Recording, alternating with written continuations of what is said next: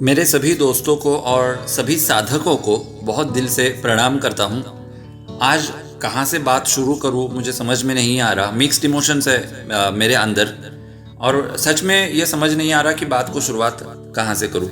आप सब लोगों को पता चल चुका होगा कि बापूजी को एक मामले में बेल मिली है, तो उस सिलसिले में मुझे आप लोगों से बात करनी है। मैं मेरी बात जो है वो विस्तार से आपके सामने रखूँगा। ये न्यूज़ आज मतलब 1 तारीख को 1 मई 2023 को मुझे मिली। दोपहर को करीब 4 बजे मुझे पता चला, लेकिन मैं 2 दिन से सोच रहा था कि मुझे बापूजी के ऊपर पॉडकास्ट बनाना है, लेकिन मैं थोड़ा हेजिटेट कर रहा था। क्यों हेजिटेट कर रहा था, एग्जैक्टली क्या मामला है, सब आज मैं आपको एक्सप्लेन करूँगा। जो बापूजी के साधक है उनसे और पूरे देश की जनता से मुझे आज बहुत ही इम्पोर्टेंट बात करनी है। तो आज का मेरा पॉडकास्ट जो है ना वो प्लीज़ मिस मत करिए। चलिए शुरू करते हैं।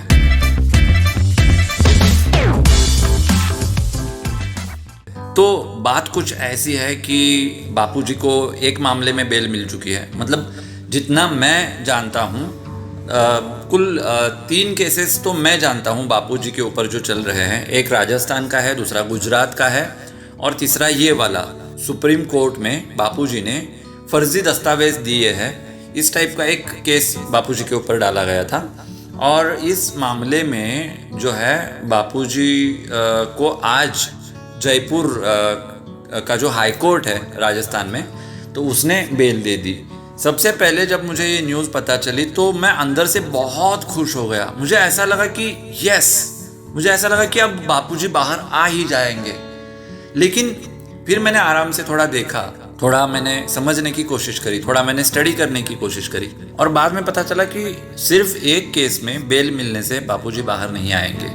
बाकी के जो 2 केसेस हैं उसमें भी बापूजी को बेल मिलना या फिर वो बाइज्जत बरी होना ये बहुत ज़रूरी है, तभी बापूजी बाहर आ सकते हैं। यहाँ पर एक इम्पॉर्टेंट चीज़ मुझे आप लोगों से ये कहनी है कि जब एक पॉडकास्ट में मैंने आपसे रिक्वेस्ट करी थी कि हम सब लोग साधना करेंगे। कैसे साधना करेंगे? संकल्प के साथ साधना करेंगे और उसके बाद हमारी साधना जो है वो डेफिनेटली सुनी जाएगी।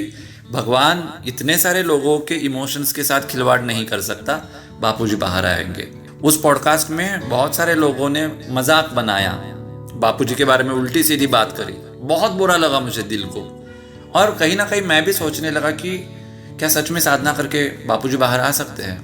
ऐसा नहीं कि मैं आपको साधना करने के लिए इंसिस्ट कर रहा हूँ और मैंने इंसिस्ट करने के बाद आपने साधना करी और ये सब हुआ। नो, पहले से ही आश्रम की तरफ से ये बताया जा रहा है, बहुत से साधकों की तरफ से भी ये बताया जा रहा है। इट्स अ कंपाउंड इफेक्ट, ये इसमें सबका सहयोग है। तो ये सहयोग वयोग में मेरा बात करने का आज मेरा मूड ही नहीं है।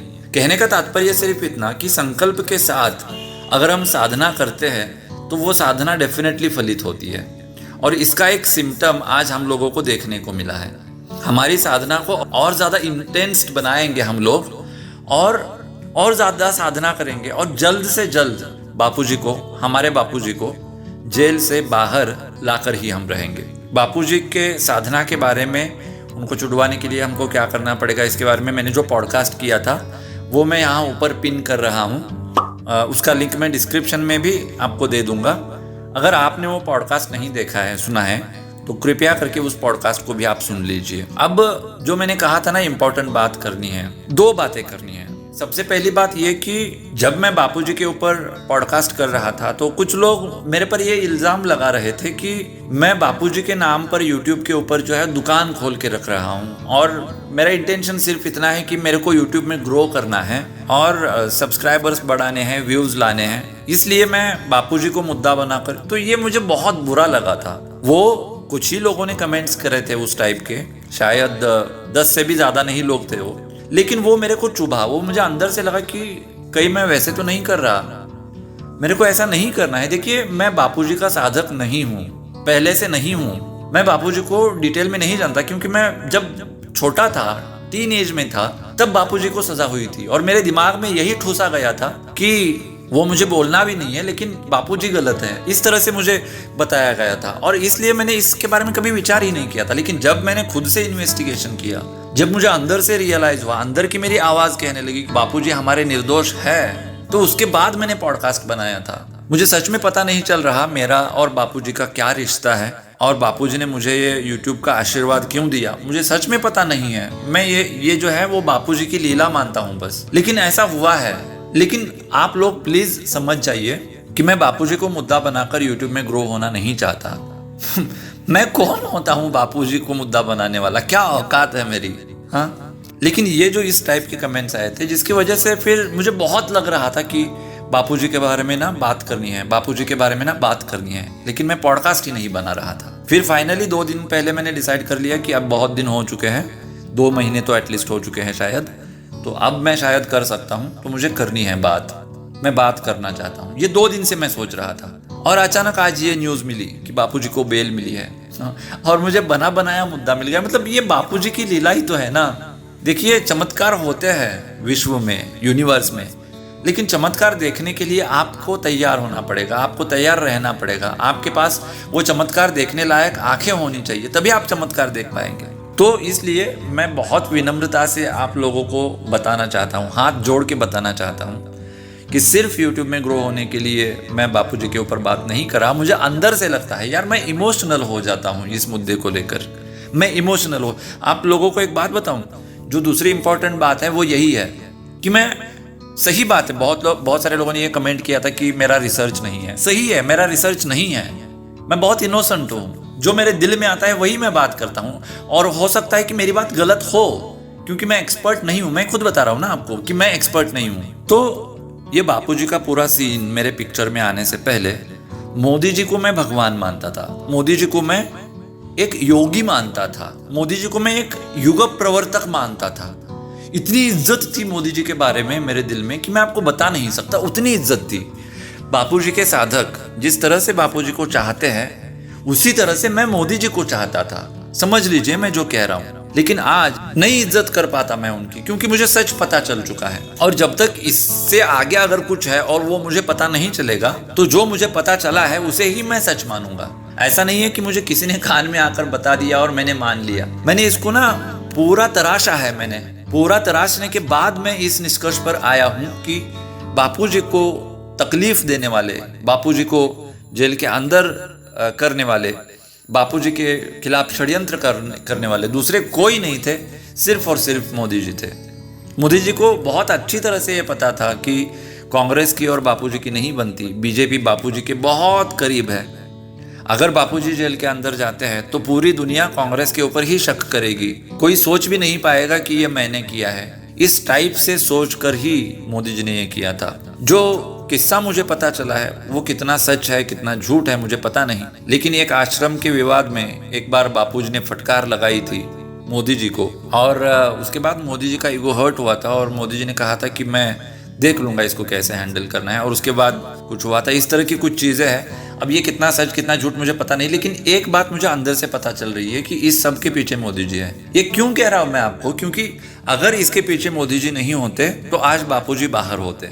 अभी हाल ही में एक बहुत बड़ा केस ड्रामा चल रहा है हमारे देश में, बृजभूषण सिंह जो है उनके खिलाफ, जो खिलाड़ी है गोल्ड मेडलिस्ट वगैरह, तो वो लोग प्रोटेस्ट कर रहे हैं और उनका ये कहना है कि लड़कियों को बहुत तकलीफ दी है बृजभूषण सिंह ने, और वो सब मामला है, न्यूज़ में आया है, आपको पता होगा। तो इस केस के बारे में अगर आप देखेंगे ना, बृजभूषण सिंह के केस के बारे में, तो आपको पता चलेगा कि उसके खिलाफ एफआईआर नहीं हुई है। जो लोग उसके अगेंस्ट प्रोटेस्ट कर रहे हैं, जो लोग सुप्रीम कोर्ट में जा रहे हैं, सुप्रीम कोर्ट के साथ बात करने की कोशिश कर रहे हैं, वो इसके खिलाफ कंप्लेंट क्यों नहीं कर रहे, एफआईआर क्यों नहीं कर रहे? अगर ऐसा कुछ हुआ है तो आपको एफआईआर करनी चाहिए, लेकिन एफआईआर नहीं कर रही है। मतलब एक सांसद, एक बाहुबली सांसद, एक बाहुबली बीजेपी का सांसद, जिसके खिलाफ इतने बड़े बड़े लोग इतने बड़े बड़े एलिगेशंस लगा रहे हैं, कुछ नहीं हो रहा, एफआईआर नहीं हो रही है, और यहाँ पर एक संत को इस तरह से तकलीफ दी जा रही है। अगर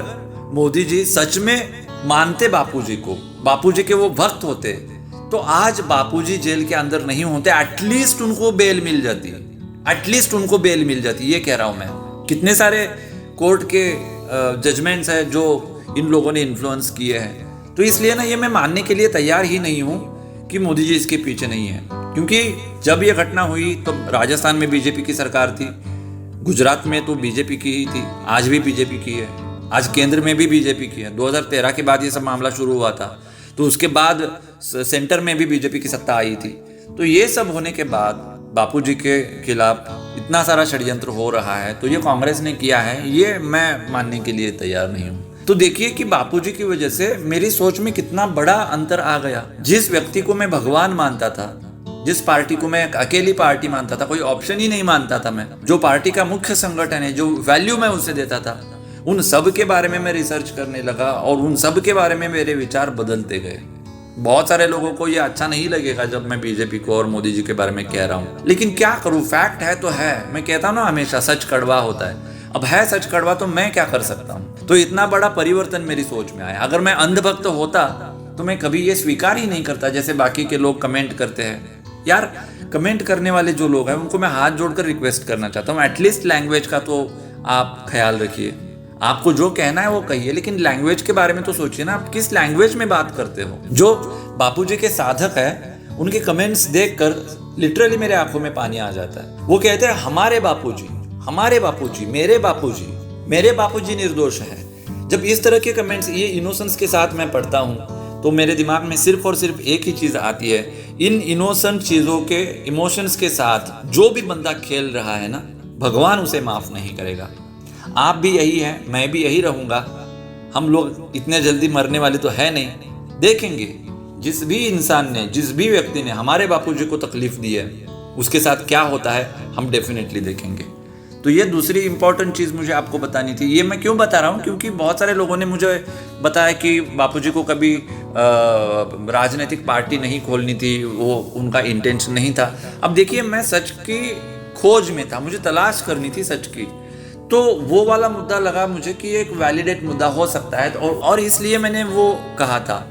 वो कितना सच है कितना झूठ है, मैं ना एक तरह से तड़प रहा था उस समय, और इसलिए मैंने वो पॉडकास्ट में कहा था। और जब मैंने वो पॉडकास्ट में कहा तो बापूजी के जो साधक है उनमें से भी बहुत सारे लोगों को वो अच्छा नहीं लगा।